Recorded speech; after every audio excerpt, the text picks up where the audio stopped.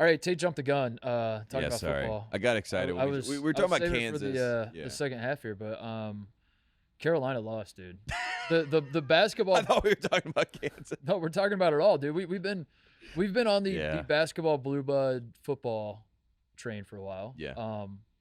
And it came to a screeching halt but we knew, to be fair, we knew that the dream was going to die because Kansas was playing Duke and one of them had to lose. Yes. And like once that happens, once one of them takes a loss, the magic kind of unravels. And we don't get the graphics anymore. The graphics kind of go away. Yeah. Because then you have to start adding asterisks where you put like Duke is 3-1, but like their one loss was to Kansas, so technically the dream, Yeah. So I felt like the dream sort of was dead and it was going to die anyway.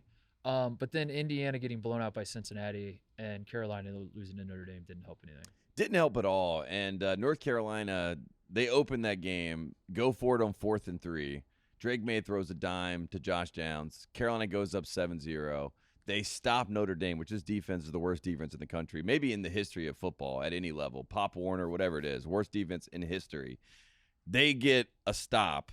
Carolina gets the ball back. You're up 7-0. Could go up 2 scores. Changes the whole dynamic of the day. They get 2 opportunities to do this because the defense makes 2 stops. They don't do it. Then Notre Dame realizes, you know what? We could just run every single time. They got 36 first downs in this game. Notre Dame did? 36 first downs. Like the most first downs they got since 1974 when they ran 80 sometimes in a game. So anyways, North Carolina makes history by being absolutely abysmal in defense. And it was the perfect setting for them to show the world they were a real football school. Why don't Not today. Why don't the Tar Heels run a junk defense? Like what would be the equivalent of like a run and jump? Just like football, that. Remember that West Virginia like 3-3-5 or whatever, like that bullshit. I don't care what it is, dude. I mean, there has to be a better way. And you know what's even crazier? I'm not a football. I mean, I like football. I talk about football, host football shows, but I'm not like a football mind. I'm not sitting there saying like, what are these packages or whatever. But I do know one thing: when some team is running for first downs, 5 yards of carry at the least every single time, why are you in a nickel package? Why do you have all these defensive backs out there that are just getting run over, pile driven by these guys? And I'm like, can we put another linebacker on the field? Can someone? I think Carolina should just do. I think you need to come up with a junk defense, and that could be your brand. Because I think you could sell it to here's the move is that you just try to be the highest scoring team in all of football. Part of how you do that though, like I'm saying you're already there, but I'm saying this is your brand now. You suck, like you lean into sucking on defense. Like you're like, we purposely, because right now we want you to score fast so we get the ball back. The way you're talking, it sounds like they're actually trying to stop people and they just can't. Yeah, I'm saying even worse. Why not do the equivalent of a run and jump defense where you're basically just like blitzing everybody and just trying to throw, just spider monkey them, dude. Just like run around out there with your arms flailing. And they can't know what you're doing because you don't even know what you're doing. Yeah, you know freelance. What I mean? It's just a lot of freelance. Everyone's like freelance out there.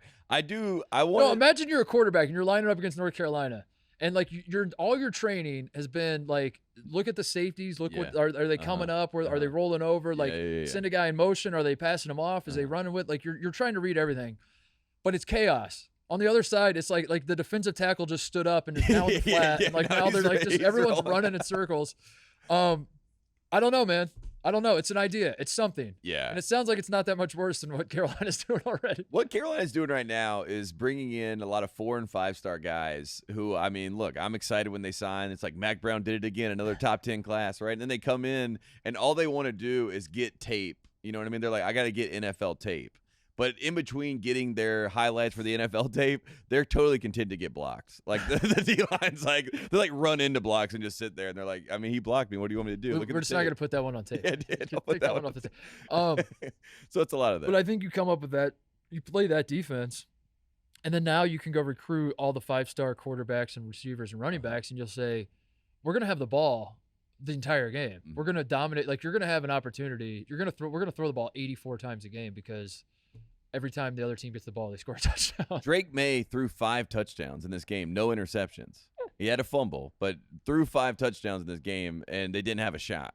Like, they weren't even in the game. And Notre Dame had scored 45 points in 3 games going into this game and scored 45 against Carolina. So Carolina football dead? It's not dead, but I mean, it's just one of those things where this is an easy. Notre Dame sucks. Like, let's be honest. Notre Dame sucks. Like, this is a perfect time to win a game, get people on your side. You're 4-0. You get a little momentum, and then you just completely blow it. If you were doing your football podcast that you did last year, was it last year or 2 years ago? Last year. I believe. You still be doing it at this point?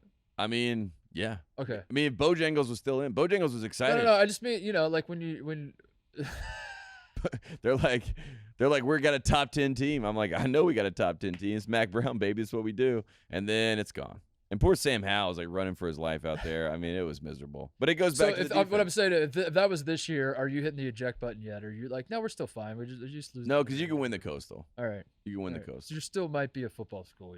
We just got to win the Coastal. I think Kansas is legit, by the way.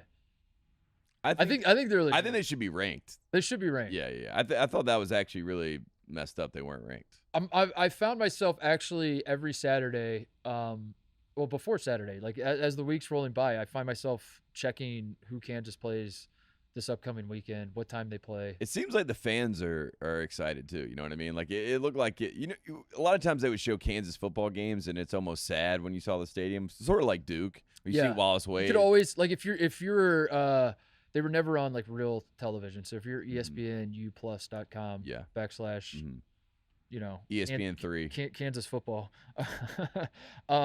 The cameraman would always find like one person that's like reading a book at the Kansas game or like knitting or you know. Exactly. Yeah. And it's like raining. They're like in a poncho. and it's the student run. Like the students are actually filming the game. It's not even a real production on set. Yeah. That's pretty much what it is. Yeah, Kansas hosts Iowa State. Is Iowa State good? They got that. Yeah, I think Iowa State. I think they're good. Yeah, they beat Iowa, right? Yeah, I saw. Yeah, I think their coach is supposed to be good too, right? I can't remember.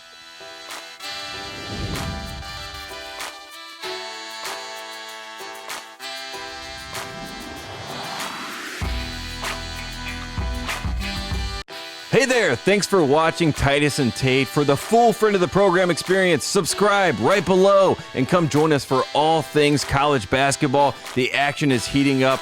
Come join Titus and Tate.